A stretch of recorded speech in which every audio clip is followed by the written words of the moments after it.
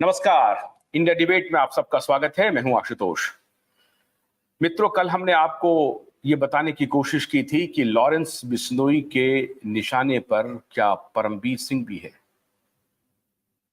मुंबई का x police commissioner क्या Lawrence Bishnoi के निशाने पर है? और आप लोगों की बहुत सारी प्रतिक्रियाएं आई। आज जो हमें हमारे सूत्र बता रहे हैं, जो अपडेट मिल रहे हैं, उसके हिसाब से लॉरेंस बिश्नोई के निशाने पर मुंबई अंडरवर्ल्ड का हर वो माफिया है जो पिछले 35-40 वर्षों से अबाध गति से, निर्बाध तरीके से अपना राज कायम किए हुए है, जिसको पुलिस कुछ नहीं कर सकी, अदालत कुछ नहीं कर सकी, पॉलिटिकल एस्टैब्लिशमेंट कुछ नहीं कर सका। लॉरेंस बिश्नोई के निशाने पर आज की तारीख में वो हर माफिया है। बहुत सारे लोग तो हमें यह भी बता रहे हैं कि लॉरेंस बिश्नोई सिर्फ सलमान खान के जान का दुश्मन नहीं बना हुआ है। आज मैं आपको यह भी बताऊंगा कि सलमान से दुश्मनी आखिर शुरू कब हुई लॉरेंस बिश्नोई की, और सुशांत और दिशा की इस केस में एंट्री कैसे हुई है। हरियाणा से यह मामला चला चंडीगढ़ से, और चंडीगढ़ के रास्ते होते होते, पंजाब यूनिवर्सिटी के रास्ते होते होते मुंबई पहुंच गया। और आज हम आपको फर्स्ट हैंड अकाउंट ये भी बताने वाले हैं कि दो पुलिस वाले के बेटे आमने सामने हैं। संयोग देखिए किस प्रकार का है। लॉरेंस बिश्नोई के भी पिता पंजाब पुलिस में कांस्टेबल थे, और जो पिछले 40 वर्षों से मुंबई में राज कर रहा है, बॉलीवुड में राज कर रहा है, दाऊद इब्राहिम, उसके भी फादर कांस्टेबल थे। अब यह महज संयोग है, दो पुलिस वाले के बेटे आमने सामने खड़े हैं। एक पुलिस वाला का बेटा दूसरे पुलिस वाले के बेटे को के राज को रिप्लेस करने की पूरी कवायद में लगा हुआ है। और आप हैरान हो जाएंगे, इस बार जो दूसरे पुलिस वाले के बेटे हैं, उनके हाव भाव, उनकी पढ़ाई लिखाई, उनके नेटवर्क के सामने पहले पुलिस वाले की बेटे कुछ भी नहीं है। जबकि पहले पुलिस वाले के बेटे को पाकिस्तानी इंटेलिजेंस एजेंसी, और हमने पहले भी आपको बताया था कि अमेरिकी खुफिया एजेंसी भी उसे मदद करती रही है। इसके भी आरोप लगते रहे अमेरिकी खुफिया एजेंसी पे, लेकिन पाकिस्तानी खुफिया एजेंसी तो उन्हें पनाह दिया हुआ है, शरणगाह उनका आईएसआई के ही एक प्रकार से घर में है। गोल्डी बरार नाम का एक शख्स है जिसके बारे में आप सभी परिचित होंगे, लॉरेंस बिश्नोई के मित्र हैं, और खुलेआम कहते हैं कि भाई हमने सिद्धू मूसेवाला की हत्या की तो हत्या की, हम कोई चोर नहीं है, हम कोई पॉकेटमार नहीं है जो छिपाते हैं। साफ साफ उन्होंने कहा कि सिद्धू मूसेवाला की हत्या हमने क्यों की, और अब सलमान खान निशाने पर क्यों है। जो एसएसआर वॉरियर है, उनको शायद लग रहा होगा कि 2020 के बाद लॉरेंस बिश्नोई सलमान खान की जान का दुश्मन बना। सत्य ये नहीं है, सत्य 2018 है। 2018 में ही लॉरेंस बिश्नोई की पूरी प्लानिंग हो गई थी, और उन्होंने अपने शूटर को मुंबई रवाना भी कर दिया था। इसके पहले कि हम हरियाणा से कौन शूटर वहां पहुंचा और उसकी पहली नाकामयाबी क्या रही, फिर दूसरी बार कैसे वो वापस हरियाणा आया मुंबई से लौट करके, और फिर दूसरे अटेम्प्ट में वो कैसे गया, उसमें भी नाकामयाबी मिली, इसके बारे में डिटेल बताएं हम आपको अभी की ताजा खबर ये बताना चाहते हैं कि लॉरेंस बिश्नोई के जो सगे भाई हैं, अनमोल बिश्नोई, उनको अमेरिका से एक्सपेडाइट करने को लेकर के मुंबई पुलिस ने तैयारी शुरू कर दी है। अब मुंबई पुलिस अनमोल बिश्नोई को क्यों लाना चाहता है? खबर यह है कि बाबा सिद्दीकी की जो हत्या हुई है वो अनमोल बिश्नोई के इशारे पर हुई है, जिसकी जानकारी लॉरेंस बिश्नोई को भी है और गोल्डी बरार को भी है।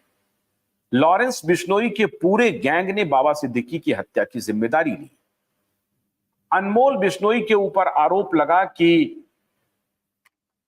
गैलेक्सी अपार्टमेंट में सलमान खान के घर के ऊपर जो पिछले दिनों फायरिंग हुई थी, उसकी पूरी रूपरेखा अनमोल बिश्नोई ने बनाई थी अमेरिका में बैठ करके।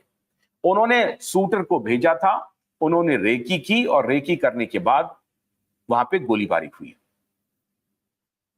हरियाणा से जो एक शूटर 2018 में ही रेकी करने के लिए सलमान खान के घर गया था, आप हैरान हो जाएंगे कि सलमान खान के पनवेल वाले फार्म हाउस की उस शूटर ने बहुत गंभीरता से रेकी की। यहां तक कि पनवेल के फार्म हाउस के गार्ड से उस शूटर ने दोस्ती गांठ ली।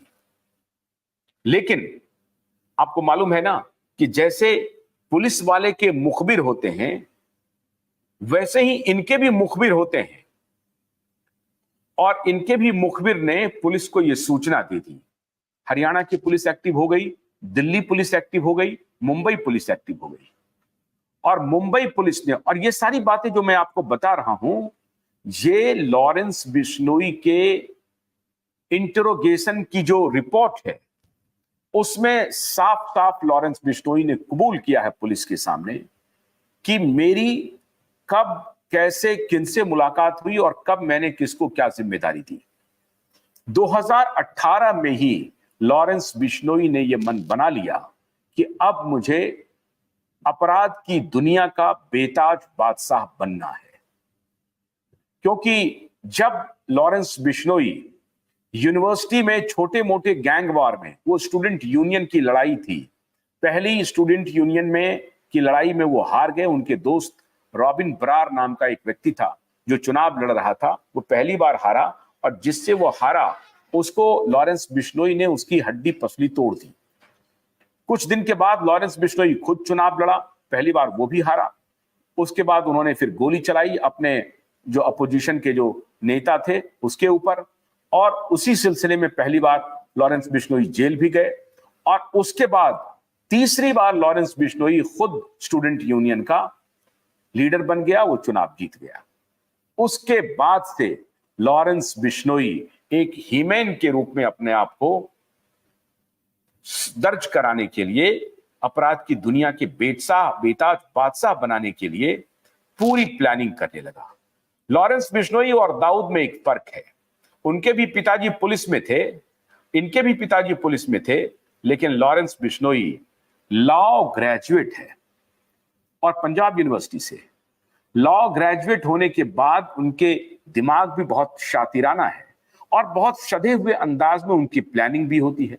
और उनका जो सबसे बड़ा दाहिना हाथ है वो स्वयं उनका भाई है अनमोल बिश्नोई।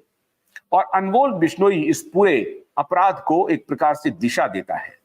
जैसे कि दाऊद अब्राहम के गैंग में जो डी कंपनी है, उस डी कंपनी का सीईओ है छोटा शकील। छोटा शकील उनके कारोबार को देखता है और उसको आगे बढ़ाता है। ठीक उसी प्रकार से लॉरेंस बिश्नोई के गैंग में गोल्डी बरार और उनका भाई अनमोल बिश्नोई इनके कारोबार को देखता है।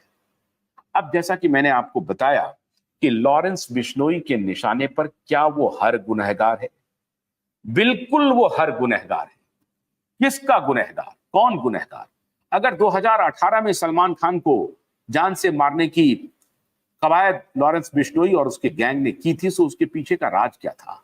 राज सिर्फ ये था, लॉरेंस बिश्नोई को पता चल गया था कि अगर फिल्मी दुनिया में एंटर करना है, जहां की ब्लैक मनी का कारोबार होता है और ड्रग का कारोबार होता है, रियल एस्टेट बहुत बड़ा मार्केट है मुंबई में, ये तीनों मार्केट को। और जब ये लोग जेल में थे तो जेल में कोई स्कॉलर से मुलाकात इन लोगों की नहीं होती है। जेल में सभी गैंगस्टर, बहुत बड़े अपराधी, क्रिमिनल से इनकी मुलाकात होती है।